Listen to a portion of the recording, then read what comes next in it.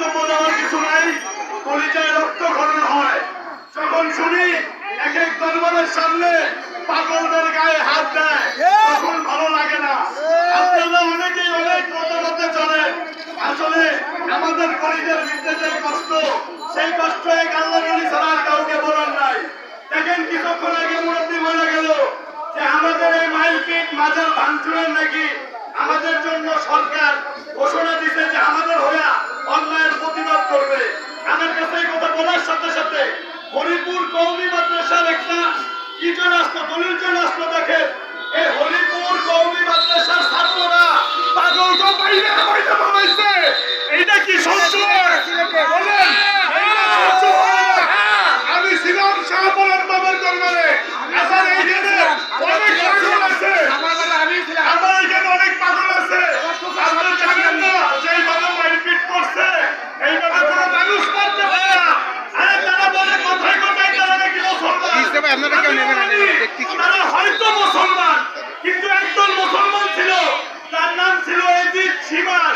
তারা হোসাইনি যোদ্ধাদের এইরকম বারবার কতল করছে, বারবার রক্তাক্ত করছে, আমার ইমাম হোসাইনকে কতল করছে, জবাই করছে।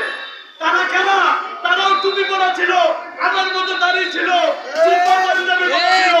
আজকে যারা আমাদের মারতেছে, আজকে যারা অলি আল্লাহর দরবারের পাগলদের মারতেছে, তাদের পরিচয় কি আর নতুন করে দিতে হবে?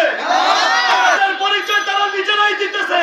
তারা কেনা, তারা এজিদি বংশধর, তারা শিমার বংশধর। একটা কথা বলে যায় আবারও আপনাদের সামনে, ছাড় পাবে এটা কতটুক সময়, যতটুক সময় সৃষ্টিকর্তা দিবে, কিন্তু ছাইড়া দিবে না। আমার আগে এক আপু মাইয়া গেছে, এটাও আপনারা জানেন, অনেক মানুষ বলছে, কিন্তু যখন ছাইড়া দিবে না তখন তার যে কি অবস্থা হবে সে নিজেই জানে। আজকে তো আমি রক্তাক্ত, আমার কলিজায় রক্তক্ষরণ, আমার পাগল ভাইদের গায়ে রক্তক্ষরণ, হাত পা ভাইকে ফলাইছে, আরে বাইরে বাইরে ফলাইছে। এই যে এই হরিপুর কওমি মাদ্রাসার ছাত্ররা পাগলদের বাইরে বাইরে ফলাইছে, এগুলো শুনলে ভালো লাগে না। বাড়ির থেকে বাইরে আনার সময় ব্যাগটা নিয়ে বেরিয়েছি, ইনশাআল্লাহ ওলি আল্লাহর দরবার সুন্দর সুস্থ ভাবে রাইখাই বাড়ি যাবো। তাইলে এই রাস্তায় নিজের জীবন দিয়ে যাবো। আমরা পাগল,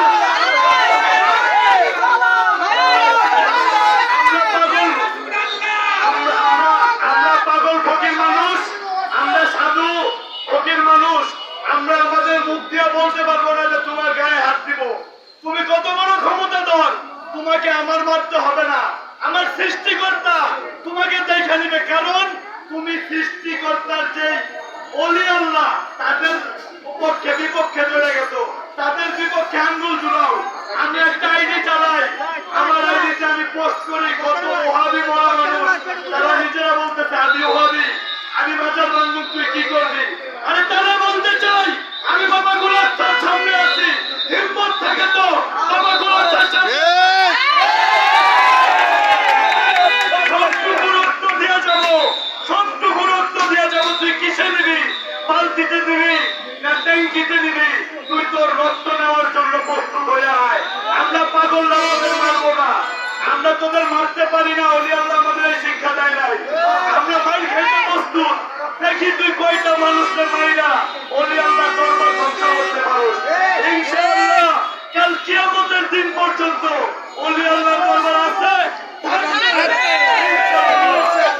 আমি আমার সংক্ষিপ্ত কথা আপনাদের সামনে বইলা আমার মনের ভাবটা প্রকাশ করলাম, কিন্তু মনের ভিতরে জ্বালা, এই জ্বালা যতদিন ওলি আল্লাহর দরবার শান্তি না পাবে ততদিন এই জ্বালা মিটবে না। তাই আমি